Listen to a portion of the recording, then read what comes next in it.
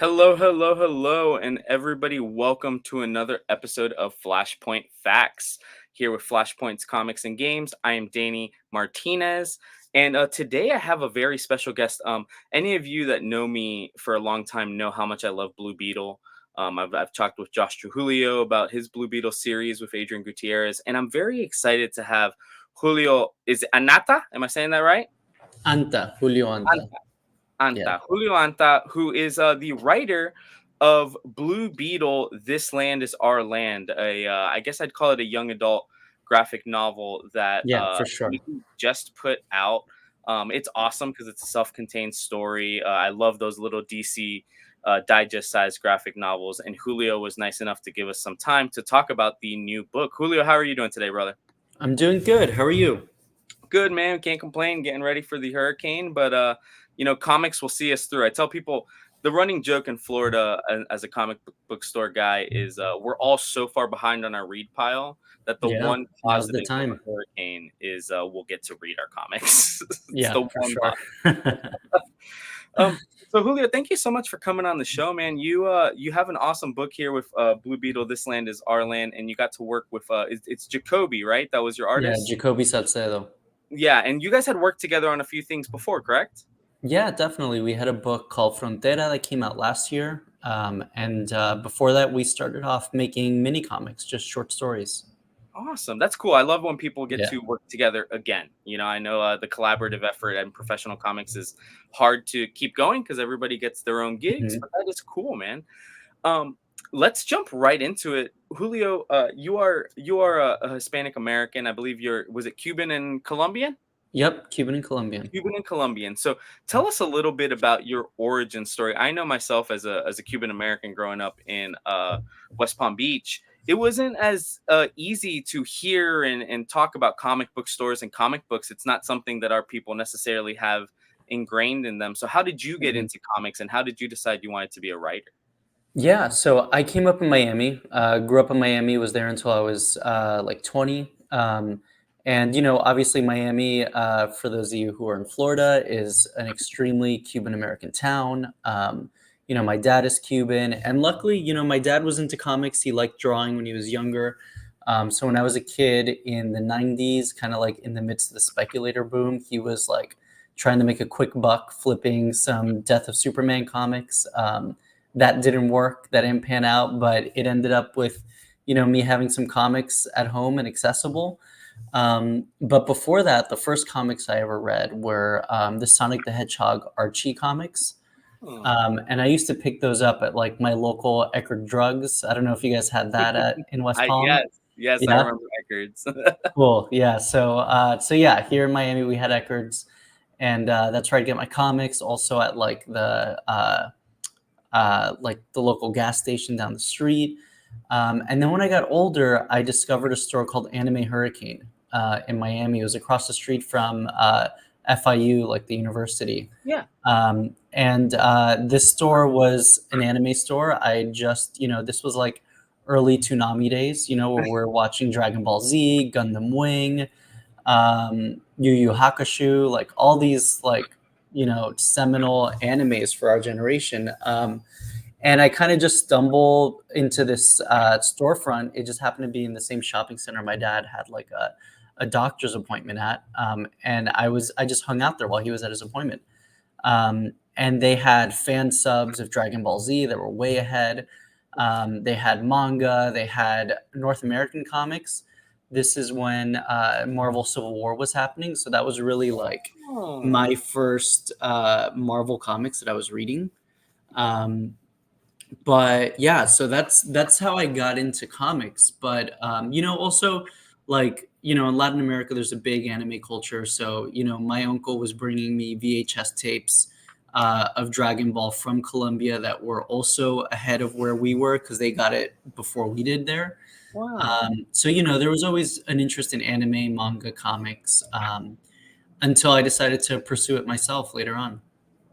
So Julio, based on the timeline you're giving me, are you a 1990s born kind of 1990s 2000 millennial. I hate to say it like Yeah. that. It's kind of Yeah, what I we was are. born in 1990. Okay, yeah, so, like, I was like, because you're talking about everything I remember, getting home from school, watching Toonami, Dragon Ball Z introducing us to this crazy style of animation that we had never seen Mhm. before. It was kind of a crazy time in pop culture, wasn't it? Yeah, yeah. I mean, it was amazing.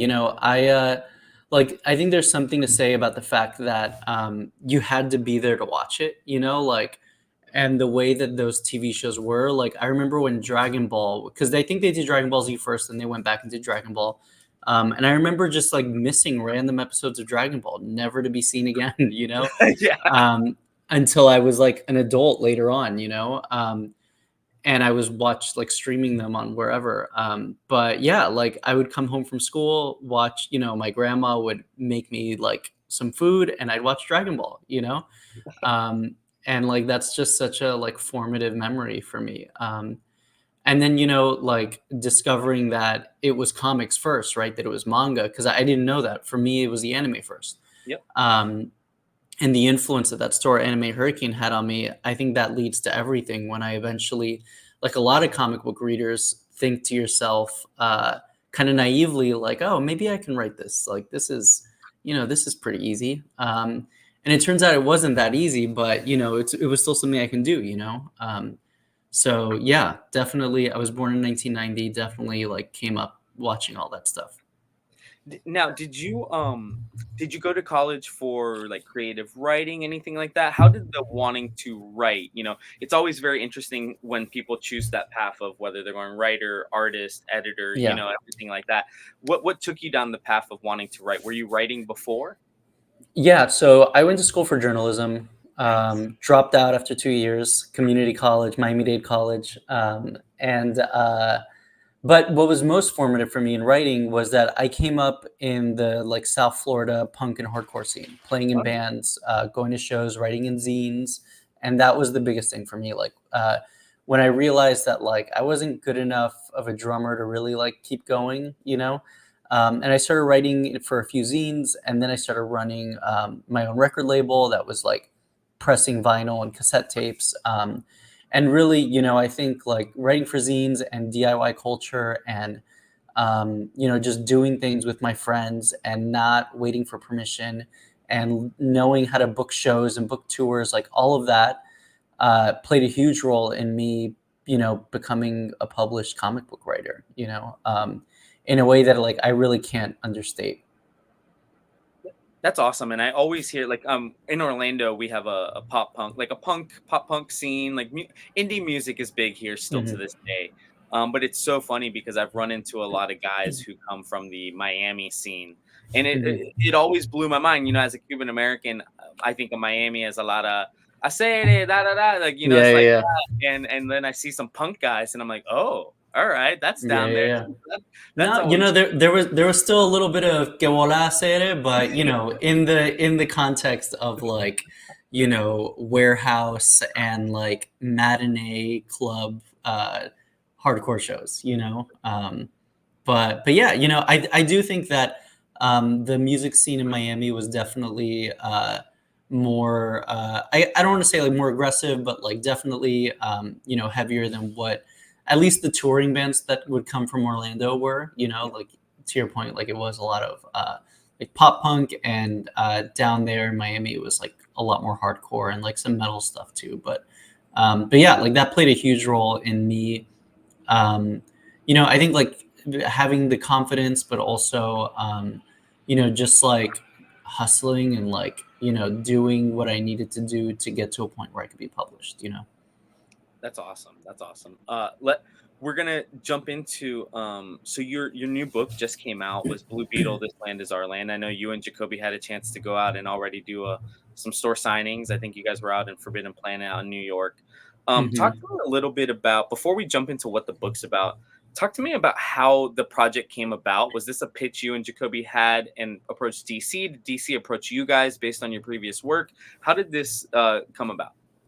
Yeah, it's kind of unique the way it came about, because generally, we will collaboratively put together a pitch and send it out to publishers, and then we'll see who's interested and we'll decide which is the right fit for it. But with this one, I had participated in 2022 in DC's Milestone Initiative, which is kind Mhm, of like mhm. a training program for like marginalized creators and like bring them into the system. And I had worked with an editor named Courtney who primarily works in the young readers line, so like all those YA middle grade graphic novels. And I'd started, hinting like, hey, there should be a Blue Beetle graphic novel.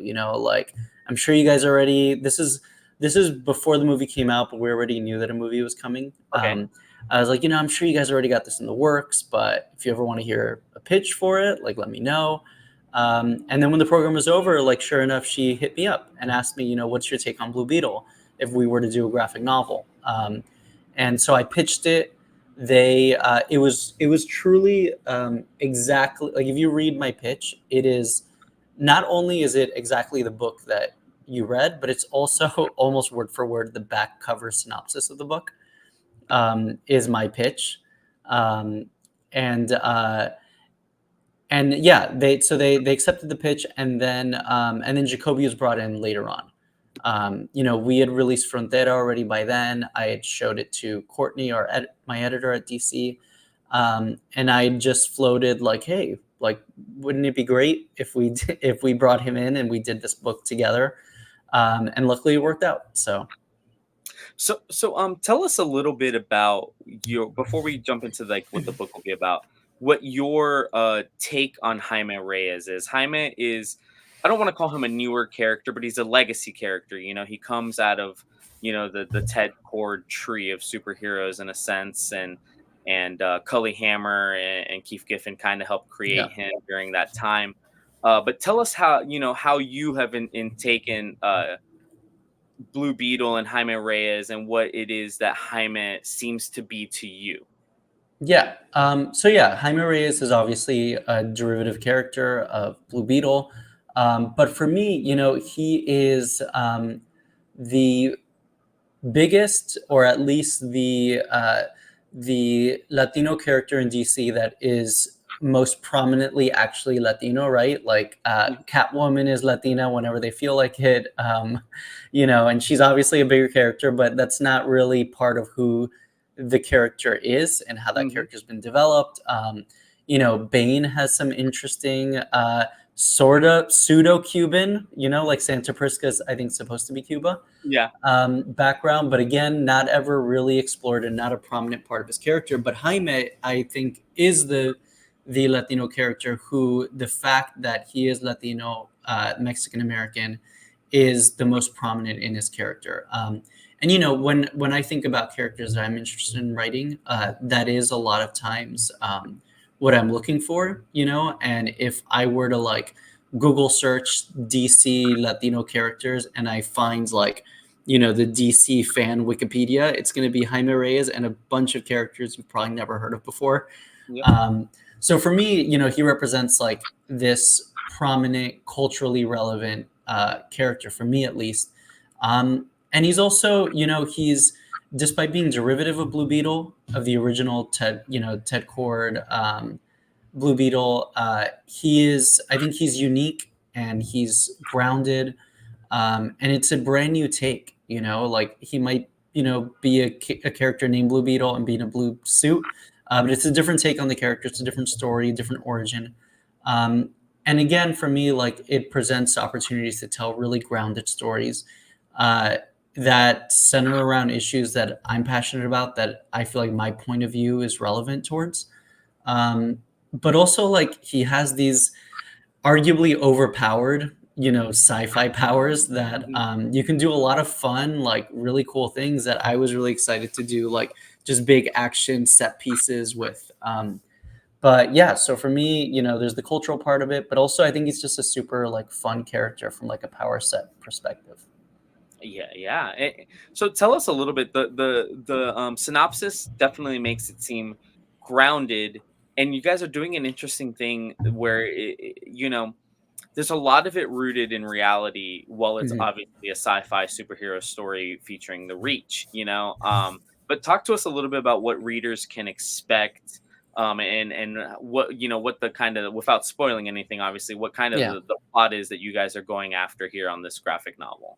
Yeah, so it's definitely it's both a superhero origin story. This is a new origin for Jaime, not that different from his original origin. He finds the scarab and it attaches to his back, and it's that general origin, but it's a brand new origin story, and it's also, I would say, like a very you know heartfelt, introspective coming of age story as well.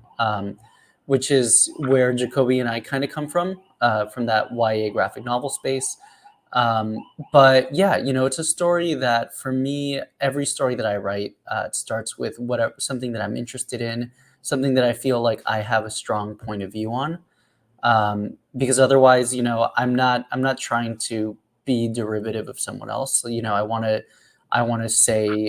to do my perspective on a character if I'm doing like a big two character. So for this story, essentially, Jaime finds the scarab within the context of a modern day El Paso that is facing, a so-called immigration crisis. There's, the border has been shut down, which affects people like Jaime's dad, who has a car garage. So that doesn't just stop the flow of people; it stops the flow of goods that he needs. So you see the way that this immigration crisis is affecting all facets of El Paso, but it's also fomenting this sort of reactionary group that is anti-immigrant and xenophobic. And within that context, Jaime's a regular high school kid who's not really interested in any of that. He's seen his community become a pawn of like national immigration debates before, and he knows that even if things are a little hot right now, that they're gonna it's all cyclical. It's going to calm down, So he doesn't really engage in anything politically, unlike his friends Paco and Brenda, who do, and encourage him to participate in, standing up for immigrant rights and people in their community. And Jaime, that's kind of his character arc of realizing that he does have a part to play in the midst of an actual alien invasion, rather than like the fear that's being fomented about illegal aliens. And he, like earlier Blue Beetle, or Jaime Reyes takes, he has the scarab that's trying to control him and send them to his most base instincts, which to me has always been like a form of radicalization. It's like this voice in its head that is trying to push him to be more violent. And to me, there's a lot of parallels between that and right wing radicalization among youth. And really, the story is also just about redemption, and how is a kid that maybe has fallen down this rabbit hole of, racist or xenophobic and like even neo-Nazi sort of radicalization, how does a kid come out of that? And like, what kind of redemption is there for that? So yeah, it's there's definitely heavy themes, and grounded themes, but at the end of the day, it's still like just for me at least like an action-packed superhero story that I had a lot of fun writing, and Jacoby Salcedo, the artist, just like did an amazing job on the art. And yeah, it's a book that we're proud of. So when I don't want to call them sensitive, but when you're talking about those types of topics that they're very real. First of all, they're very real to a character of Mexican heritage like a Jaime Reyes. Like you said, it's grounded and everything. But when you're writing it as YA, is there a line that you have to tiptoe? How do you approach doing Mm, something that's so? I guess I hesitate to say surreal, but let's just say surreal. But also, sure. it's meant to be tailored towards young adults, middle schoolers, high schoolers. How did you approach that? Yeah, I'll say two things. I think one, I think we very oftentimes like underestimate uh, not just the understanding, but also what kind of content that young people should be or are, attracted to or that they engage with. So the last thing I ever want to do is talk down to an audience, especially, YA is 13 to 17 is the, like the technical age group and the audience for this. But really, I wrote this for myself. I'm 34 and like I would have loved to read a Blue Beetle story like this. When I was asked to pitch on this, I kind of approached this because it's a graphic novel. It's an almost 200-page book. Mhm. I approached this as like, what would my Blue Beetle movie be? And like I hadn't seen the Blue Beetle movie yet. when it wasn't out yet when I was writing this. Obviously, it's very different than the Blue Beetle movie, which I really enjoyed. But this is like, if you told me to make a Blue Beetle movie, this is what it would be. So, I'm writing it for a 34-year-old for myself. But it's made technically for 13 to 17-year-olds. And it's written in a way that I think that, they can understand, and they might, empathize with these characters even more so than, an adult. I find writing for the book market, which I would say the book market is different than the direct market, like the single issue comic book market. I find it easier to write for that market, and that I have to hold back less, because you don't have these kids that are engaged in like any sort of like toxic fandoms, Yeah. and are not part of that world that, uh, maybe sees anything that is political as quote unquote woke, and certainly doesn't see that as a negative. But yeah, so for me, I don't really think too hard about writing down to that audience. I think that they're smart enough, they're educated enough, they have in the resources of the internet, which is something that we address in this book, the downsides of that. But yeah, so I don't necessarily think about it in that way. Nice, nice. You mentioned a little bit in there about the Blue Beetle movie, and obviously I love the movie. I was already Hmm. reading Josh Trujillo's book before the movie. I had Yeah. read all of the stuff, Cully Hammer stuff. And what I thought was cool, and my wife, my wife is half Dominican, but I don't think she fully understands it. I was mentioning to her there were so many small things in that movie Oh yeah. that made me remember home. Made me remember Hmm. my family. Things as simple as George Lopez calling him cabezon. Something that my Yeah. grandpa told me all the time. Yeah. Um, you obviously come from a Hispanic household. You come from Miami, that is full of Hispanic culture. Do you find it a little bit easier writing these types of things because they're things you know? Yeah, definitely. I mean, I always, whenever people ask me for advice, and this is just like very general writing advice that, you hear a lot, which is write what you know, right? Like there are things, I'm not from El Paso where this book is set.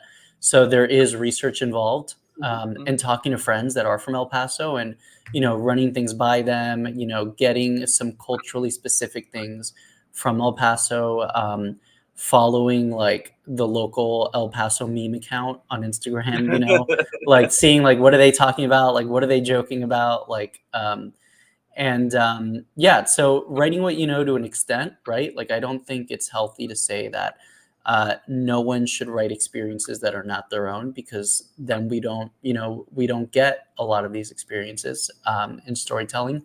But yeah, like for me, writing a lot of these characters is second nature, and the language that they use is second nature. You're not going to catch some corny Spanglish that doesn't make any sense in my books. Like you see it all the time in movies, that are clearly not written by Latinos, or whatever, like just like the cringiest Spanglish that I can't believe the actors didn't say anything about. Yep, yep.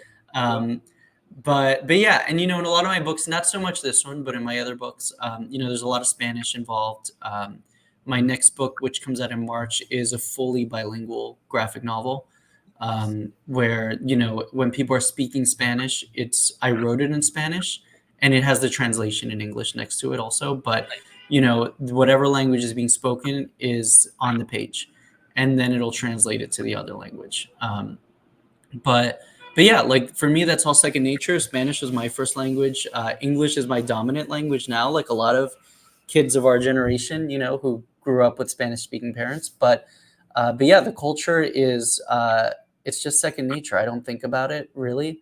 And sometimes I'm questioned about things, like there was a funny thing where a lot of these books, they like, I have my editor, right? But then Mhm. other editors that are above her will read it, and then maybe they'll send it to my editor was not Hispanic, but I think they also like maybe send it to other people who Mhm. like there was someone who I don't know who this person was, and I don't know what their background was, but they were someone of Hispanic origin who read the book and then was like, "Oh yeah, like this is great, this is great."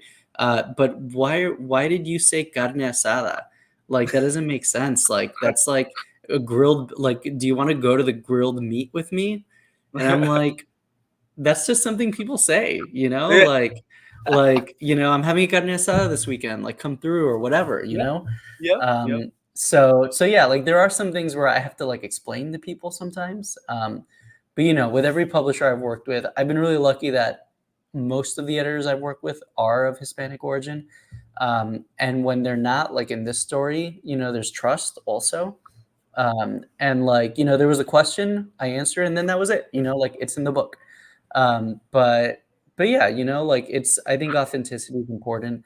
And I can like sniff out, the inauthentic takes just by Hmm. reading, a Hmm. book, or watching something. So yeah, for me it's super important. So, you mentioned it just a second ago, a little bit ago in that answer about Latinos, and Hmm. first of all, like something that, and I think it's what gravitated me to Blue Beetle and Jaime, was seeing somebody in comic books and then eventually in movies and in Hollywood that looked like me, whose Hmm. parents looked and acted like me. For us as Hispanics, it's a little bit rarer, the diversity hasn't fully made its way down that way just yet. Have you gotten and you've had a chance to write other books, it's not just Blue Beetle, but have you had Hmm. people come up to you and say something along the lines like, hey, I really resonated with that, my parents were like that, or I went through that when I was growing up?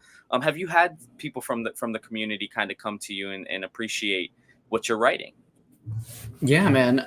My first book, Home, it was my first ever comic. It was single issues. It was at Image. Which obviously, like, working in a shop, like, there are certain people that they'll just buy every Image number one, Hmm. Hmm. So there's kind of like a floor on how few sales you could get. And So that was a big moment for me. And man, like the first day I got so many like dozens of DMs from people that were like, "Wow, like I'm a huge comic fan. I've been a comic fan. Like I go to the store every Wednesday."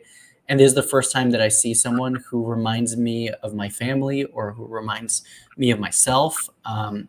Which I've talked about this before in other interviews, but like it definitely, like, for a brief moment makes you feel good, where you're like, wow, like I did something. But then it very quickly goes back to like, wow, like why is it that that book came out in 2021, that it took until 2021? Like I shouldn't be the person who, for the first time, you know, on my first book, made someone feel that way. Like there should have been so many more examples of times that, a comic fan that's in the shop every Wednesday, that's reading everything, sees themselves in an authentic way, or sees their family in an authentic way. So that kind of lit a fire under me, and that was my first book. And like I said, I only really write the things that I'm interested in, and the things that I'm passionate about and that I have a point of view on. So the kinds of books that I do were always going to be what I did, but I think this just encouraged me even more that it's important to have this kind of. I think for me, it's not like we need to throw bones to marginalized communities. I think we need to have appropriate representation, which is that nearly 20% of the US population is Latino. We do not see 20% of US media having Latino characters or being written by Latinos, whether it's film, TV. In publishing, which includes comics, only 6% of the books are written by Latinos. And that to me is my opinion is that it's heavily skewed by the book market, by prose books. Because if you look at the comic book market, especially the direct market, creator owned and big two comics, where there is not 6% of the writers being Latino. Like that's not true. Like there's not a lot of us. There's a handful of us that are doing that. And I'll just to like be clear, like that are doing work at Marvel, DC, Image, Boom, Dark Horse, like the big publishers, Yep, right? yep, There's a yep. lot of I don't want to discount the work that people are doing like on Kickstarter and indie Yeah, publishers and yeah, people that are aspiring, right, or like still trying to get published. But books that are published and marketed by the big publishers, like there's a handful of us. Yeah. Um, and and I think it's important that that not just that we write Latino characters, but that we write all characters, right? Like I think Josh Trujillo is a good example where, he obviously wrote the last Blue Beetle ongoing series that we had, but he also writes other characters. It's not like we shouldn't be pigeonholed, we shouldn't be ghettoized into just writing these characters. But for me, I do feel a responsibility to reflect the real world and reflect my experiences and my community's experiences, and use that to change perceptions too. But yeah, so that's obviously super important to me. I just thought of this question. I know Josh, when he had his direct market book coming out, the single issues, they did them in English and Spanish. I want to say his graduation trade came in English and Spanish. I don't think they ended up doing the most recent one in both languages. Was there dialogue for you guys? I know This Land Is Our Land so far is just in English, but was there dialogue Mhm. of trying to get that translated for the Spanish market?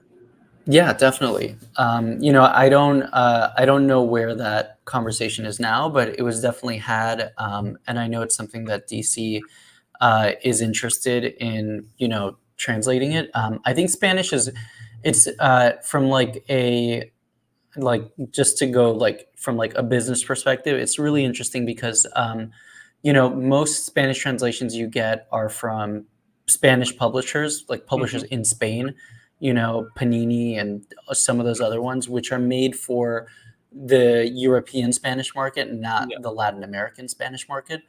But what was done differently with Josh's book is that it was made for the U.S. Latino market, yeah. and I have no idea how well that did. I hope it did well, because I think the better that did, the more likely that you might see my Blue Beetle book be translated into Spanish for the U.S. So yeah, it's definitely a conversation that was had. I hope we get to see it. But yeah, it's difficult. I think for them I to can find like a imagine. market for it. Yeah, and I can imagine. I get it. Everything is a business decision, and for nobody to take that the wrong way, it just everybody needs to get paid. Everybody needs to eat, as I say. Hmm. But us at the store, we always people laugh at me sometimes because it. I want to say Primos from AWA also ended up coming out in Spanish. Hmm. I always order the Spanish language books. Obviously, not as many as the Yeah, English books, but I always order it. And sometimes people see them sit on the shelf, because it's issue 5, and it's like, who's buying an issue 5? for And I sure. say, I'm like, man, I gotta support it. Like the moment we all stop buying it, is the moment they all decide it's not worth making anymore. So like Yeah, we all are definitely. supporting the Spanish language books, things like that. So that's really awesome to hear that. At least the conversations are happening. We understand Yeah. everything down to dollars and cents, but it's good that the conversations are happening. Julio, before I let you go, let the people know where they can find you. If you have like a newsletter, anything where they can keep up with you, let everybody know. Yeah, for sure. I'm on social media, Instagram, Twitter. Everything is at Julio Anta. My website is julioanta.com. But yeah, if you follow me specifically on Instagram, that's where I'm most active. I'm always posting about the books, and when you can pre-order them, where, and yeah, follow me. There's a lot more books and projects coming soon. So, Julio, thank you so much for joining us on the show. Everybody, Julio Anta, definitely follow him on social media, Twitter or X, Twitter, whatever, Instagram. Pick up the book, Blue Beetle, This Land Is Our Land. If you love Blue Beetle like I do, if you love Joshua Julio's run, if you love the movie, honestly, if you just want a Hispanic story, I think this is one worth picking up. With Hispanic Heritage Month kind of in full swing, this is just a perfect book for the perfect time. And Blue Beetle is just such a great character for any of you that don't know about Jaime. It is worth picking up something, and I think as Julio just mentioned, it's a kind of fresh new take on the origin, so it's a very great jumping on point. So I definitely do advise y'all pick this up, and after you read it, come back to this video and leave a comment and tell us what you thought. But Julio, thank you so much for jumping on. I Thanks appreciate for coming on. having me. Yeah, absolutely. If you're ever back in Central Florida, give us a call. Come give us a visit. We'd love to have you in the store. For sure. Thanks for having me. Good chatting. Absolutely. Thank you guys for watching another episode of Flashpoint Facts. I am Danny Martinez. He is Julio Anta, and we will see you guys on the other side. Take it easy, y'all.